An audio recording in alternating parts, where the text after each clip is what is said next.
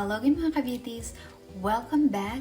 And yes, today's video is another skincare review ng isa sa mga best-selling products ng Some by Me.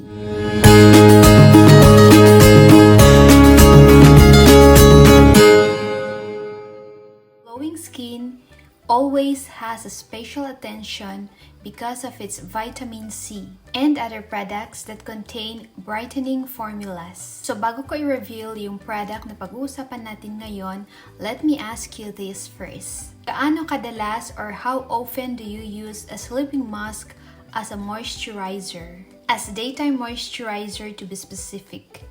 Well mga KaBeauties, para sa akin, madalas kong ginagamit ang sleeping mask as a moisturizer because sleeping masks are very handy, lalo na when your skin needs a quick pick-me-up. Na instead of using a sheet mask that requires a lot of time, having said that, it requires a lot of time, so kapag nagmamadali ka, it just doesn't work.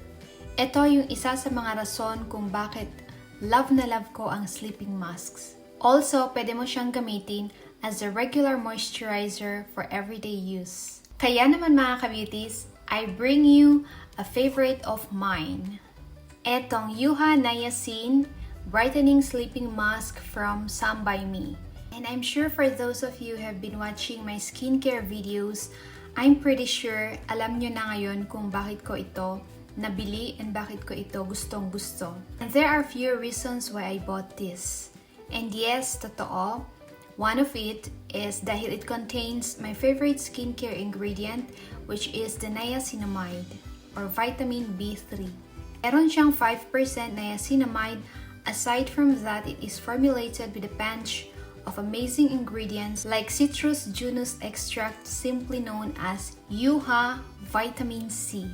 Ito yung pinaka-main na ingredient ng product na ito. Plus, meron din itong ibang brightening ingredients like arbutin, glutathione, ascorbic acid, and ascorbyl glucoside. And with all these different ingredients in a jar, this product looks very promising. And yung claims ng product na ito is it evens out or improves skin tone, it brightens, moisturizes, and hydrates the skin. For the packaging, naka-plastic jar siya that looks like a glass. It comes also with a box at may lid cover din ito para hindi mag-spill yung product. Napakaganda ng kanyang kulay guys. It's yellow. And it smells so good. Moving on naman sa texture nito mga KaBeauties, is a gel type mask that smells so citrusy. With a little bit of sweetness and napaka-refreshing niya. I've already told you why I love sleeping masks. It is very easy and very convenient, but here is how I use it. So, ganito yan guys. When I use it as a daytime moisturizer during the winter months, so cleanser muna, toner, and then itong a little bit of this one because a little bit goes a long way. Once na-absorb na yung product na ito sa face ko, then susunod kong i-layer is yung sunscreen also from the same brand. Yung let me show you. Okay, this one. So, etong dalawang ginagamit ko for the daytime. But, when I use it during the nighttime as a sleeping mask, I use a thicker layer of this product. Kailangan mo siyang i-massage para ma-absorb siya sa skin. Bago ka matulog para hindi siya dumikit sa pillows or pillowcase. And in the morning, I wash it with a lukewarm water. And makita mo instantly, it gives you this radiant look. A fairer, glowing, and very healthy looking skin when you use it overnight. I love this product to bits because of its gel-like texture. It's just perfect for my oily combination skin type.